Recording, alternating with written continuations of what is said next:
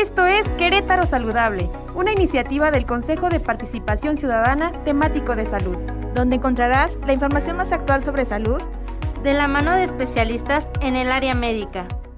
¿Qué tal, amigos? Me da mucho gusto saludarles. Mi nombre es Lupita Coca y hoy nos encontramos en otro episodio de Querétaro Saludable. El día de hoy abordaremos un tema súper importante, infarto agudo de miocardio. Para conocer más sobre este tema, tenemos en cabina al doctor especialista Marco Alcocer Gamba, presidente de la Sociedad Mexicana de Cardiología. ¿Cómo está, doctor? Muy bien, Lupita, aquí estamos con mucho gusto. Muchas gracias, es un placer saludarle y un placer conocerle. Me gustaría, para que nuestro auditorio lo pueda conocer, que nos platique un poquito de su trayectoria. Claro que sí, muchas gracias por invitarme. La verdad es que siempre el tener la oportunidad de dirigirnos a la población es muy importante. Yo soy Marco Antonio Alcocer Gamba, soy queretano, muy orgullosamente egresado de nuestra Universidad Autónoma de Querétaro y posteriormente hice posgrados en especialidad en medicina interna en lo que se llama el Instituto Nacional de Ciencias Médicas y Nutrición Salvador Subirán, posteriormente cardiología en el Instituto Nacional de Cardiología y luego me fui a España a hacer un posgrado en cuestiones que se llaman de cardiología intervencionista y ya que regresé me quedo en la Facultad de Medicina y ahí termino mi doctorado en Ciencias de la Salud. Mi giro evidentemente está enfocado a la atención de las cardiopatías y muy en particularmente en la atención del infarto. Ahí hemos hecho iniciativas de trascendencia internacional, que con mucho orgullo lo digo porque pusimos a México en el panorama de proyectos mundiales de atención de infarto. He tenido el privilegio de participar en todos los foros cardiológicos del mundo, precisamente con esa bandera de buscar estrategias para atender mejor el infarto. Y ahora tengo un año que estoy liderando la sociedad más importante de cardiología en nuestro país y muy contentos porque de hecho la semana pasada tuvimos un evento virtual con más de 10,000 asistentes y muchos pacientes y gente de la población general, con lo cual me da mucho gusto porque toda esta información va a estar disponible para que la pueda consultar quien quiera, incluso ahora, porque aunque ya pasó ese evento, lo dejamos disponible para que los próximos 3 meses las personas, tanto el personal de salud, pero también la población general, pueda consultar temas. Y el tema central era infarto, efectivamente. Ok. Para iniciar con el tema, ¿qué es el infarto agudo al miocardio? Fíjate que eso es bien importante. El infarto es muerte. Cuando decimos que alguien tiene muerte de células del corazón, decimos infarto del miocardio, porque así se llama el músculo cardíaco. Si alguien tiene un infarto del cerebro, se llama infarto cerebral y así de cualquier otro tejido. Entonces, hablamos así cuando hay un daño súbito de un tejido, en este caso del corazón, que no estaba muerto y que repentinamente se tapa la circulación que lo alimenta y entonces se muere ese tejido. ¿Cuántos tipos existen? Fíjate que hay una clasificación internacional que hay 5 tipos, pero yo les diría que el más frecuente, el que más estamos, vamos a decir, expuestos a tener y nosotros también a recibir y atender de pacientes, son los que están relacionados con la ateroesclerosis, es decir, ese sarro que tapa las tuberías del corazón, esas arterias que se van tapando y repentinamente se forma un coágulo. Esto es como el mecanismo del más frecuente. Quiero comentarte que también hay otro tipo de infartos que está relacionado con inflamación. Ahora con el COVID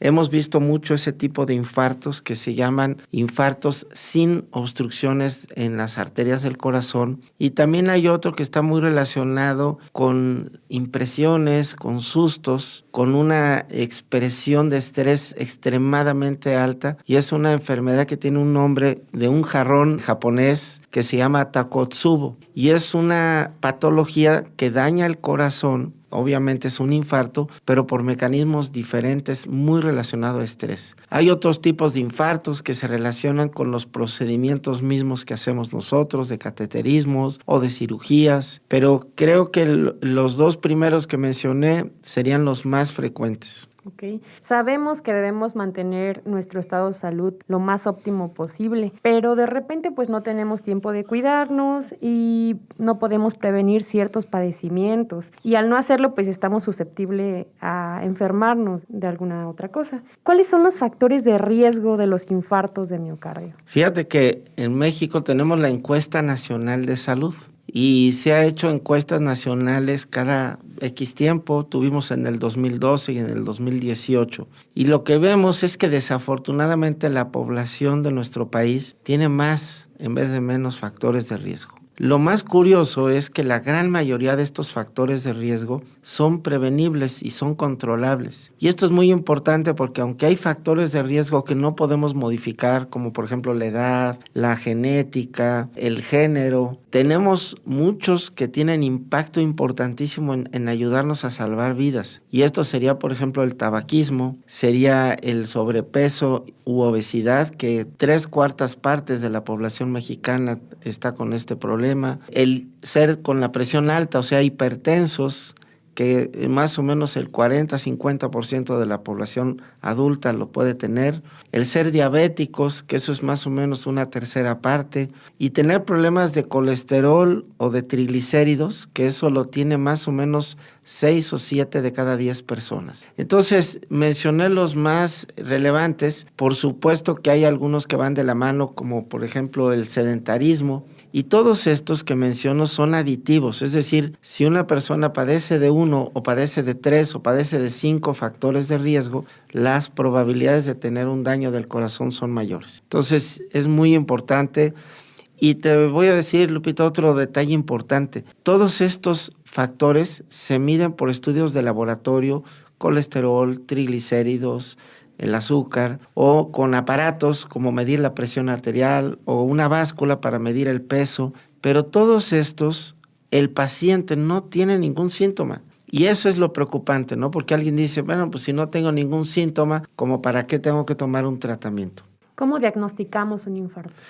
Ok, el diagnóstico de un infarto se basa primeramente en los síntomas. El síntoma característico es un dolor en el pecho, es una sensación de opresión retroesternal, es decir, en el centro del pecho. La intensidad es muy variable, hay personas que pueden referir un severísimo dolor y hay personas que refieren un dolor muy ligero. El dolor se acompaña de otra sintomatología como puede ser sudoración fría, puede haber falta de aire, puede haber tos, puede haber manifestaciones como perder el conocimiento. Y también es bien importante que el dolor se irradia a diferentes lugares. Se puede ir a la espalda, se puede ir al cuello, a la mandíbula, a los brazos, a la boca del estómago. Y entonces a veces esto genera confusiones en la interpretación del dolor. Yo le insisto a la gente que ante la duda, lo mejor es ir a que se cheque. Hoy por hoy tenemos 101 años de que por primera vez utilizamos un aparato que nos ayuda a identificar el infarto de una manera rapidísima, sin ningún dolor ni ningún riesgo, que es tomar un electrocardiograma. El electrocardiograma es un dispositivo que nos permite diagnosticar junto con los síntomas que una persona tiene un infarto. Y esto, hoy en la actualidad, ya tenemos dispositivos de electrocardiografía que los podemos usar en un celular, que obviamente utilizamos las herramientas como puede ser unas plataformas o puede ser un WhatsApp o alguna otra forma de red de comunicación donde podemos recibir información de alguien que le toman un electrocardiograma. Esto, por decirlo, es la forma más rápida de poder identificar que alguien tiene un infarto. Ahora, hay otro tipo de infartos que el electrocardiograma no es suficiente y tenemos que recurrir a estudios de laboratorio. Quiero aclarar que estos estudios de laboratorio los tomamos solamente en el contexto de diagnosticar infarto cuando el electro no nos lo dijo. Y es unas sustancias en la sangre que se llaman enzimas cardíacas. La que utilizamos en la actualidad se llama troponina. Y esta sustancia, al elevarse, al salir del rango normal, nos confirma también el infarto. Queremos aclarar aquí una duda para nuestro auditorio. Hay una multitud de padecimientos que se pueden transmitir de generación en generación, pero platíquenos, ¿la predisposición a sufrir un infarto del miocardio es hereditable? Sí, y es hereditable en gran medida por los factores de riesgo. Es decir, por ejemplo, el más común de todos estos es el problema de lípidos. El tener el colesterol alto, el tener problemas en las grasas en la sangre, es el principal factor hereditario que contribuye a que alguien vaya a tener un infarto. Por supuesto que tiene que ver la presión, por supuesto que la diabetes, pero muchos de estos factores, aunque hereditariamente yo pueda tener una carga familiar, si yo tomo conciencia de estos factores de riesgo y no sigo la inercia negativa que tuve en mi familia y no atenderme adecuadamente, pues me va a pasar lo mismo que le pasó a las generaciones arriba de mí. Lo contrario, si yo tomo acciones, controlo mi peso, mi presión, mi azúcar, mi colesterol, no fumo, hago actividad física, pues las probabilidades de que a mi generación nos pase lo mismo son muchísimo menores. Cuando ya fuimos diagnosticados con cierto padecimiento, es importante seguir las instrucciones de nuestro médico para combatir o prevenir esta enfermedad. Pero si sigue acrecentándose, sabemos que hay tratamientos inmediatos y también hay a largo plazo. ¿Podría compartirnos cuál es el tratamiento específico inmediato para un infarto agudo de miocardio? Y muy importante esa pregunta, porque quiero recordarle a la gente que si alguien tiene un infarto y no se atiende en el momento del infarto, hay estadísticas de al menos el 30% se van a morir. Es decir, una persona que no se atiende de un infarto está en peligro su vida. Los tratamientos de infarto dependen mucho en dónde esté la persona, en qué hospital, en qué ciudad, pero les voy a decir en palabras muy simples. La palabra mágica se llama reperfusión. Eso quiere decir que una arteria está tapada y urge destaparla. El método ideal para destapar una arteria del corazón se llama angioplastía coronaria y es un procedimiento con anestesia local que puncionamos una arteria generalmente de la muñeca y de ahí llegamos al corazón y destapamos con unos dispositivos que se llaman stent, que son unas mallas metálicas. Con esto destapamos, dicho en las palabras, reperfundimos la arteria tapada. Ahora, si yo estoy en un hospital donde no se cuenta con esta infraestructura, existe otra estrategia transitoria de tratamiento, que es dar un medicamento con la intención de disolver ese coágulo que tapó la arteria, pero teniendo en cuenta que tenemos menos de 24 horas para que el paciente sea trasladado donde se le haga este procedimiento del cateterismo. Pero la palabra que yo insisto mucho es reperfusión. Recordar a nuestro auditorio que entre más rápido identifiquemos un padecimiento, puede ser un factor crítico para el tratamiento y recuperación. Fíjate, Lupita, que un tema importante en esto es que estamos contra reloj. Una persona que tiene un infarto, que se atiende en 1 hora, las probabilidades de morirse son como del 6%, quizás menos, 4%. Si esa persona en vez de 1 hora tarda 6 horas, estas probabilidades se suben. Si tarda 12 horas, se suben. Es decir, aunque reciban el tratamiento idóneo, pero entre más tardíamente lo reciban, más probabilidades hay de que se muera. Entonces, lo que acabas de mencionar, cuanto antes hay que ir, y no es llamarle a un doctor, no es esperar a que me contesten un WhatsApp o un correo, es irse a un servicio de emergencias y por supuesto que hay que irse en la ambulancia, porque la ambulancia no es un taxi, la ambulancia no es un Uber, la ambulancia es un grupo de expertos en salud, que son los paramédicos, que tienen equipamiento para poderle ayudar a una persona. Yo les decía que una persona se muere con un infarto en 1 de cada 3 si no se atienden. ¿Y qué es lo que los mata? Una arritmia. Una arritmia es que el corazón, imagínense que es una bomba que está moviéndose y de repente se queda temblando, vibrando. Esto es que está en paro el corazón. Y esto, si no recibe un tratamiento como es la reanimación cardiopulmonar y un aparato que salva la vida, que es un desfibrilador, un aparato que manda una energía eléctrica a través del pecho, le damos una descarga al paciente y le salva la vida. Esto lo tienen las ambulancias. Saben hacer maniobras de reanimación cardiopulmonar. Por eso es insistirle a la gente, si alguien tiene sospecha de un dolor en el pecho, es pedir una ambulancia y que la ambulancia lo lleve a un hospital. Como plan B, porque no hay forma de conseguir una ambulancia, que desafortunadamente ese fuera el caso, que se vaya no manejando, sino que alguien lo lleve, pero con el riesgo que implica esto. Gracias. Sabemos que todos los días debemos cuidar nuestra salud, debemos procurar nuestra salud. Por eso le pregunto, ¿qué recomendaciones podría compartirnos para prevenir un infarto agudo de miocardio? Yo creo que hay medidas generales importantísimas que van relacionadas con fomentar más actividad física, fomentar mejor alimentación y muy importantemente acudir con un médico, porque el médico es el que va a tomarle la presión, no con el aparato que uno compró en la farmacia, porque puede ser que no esté calibrado adecuadamente. La otra, hay que medir estudios.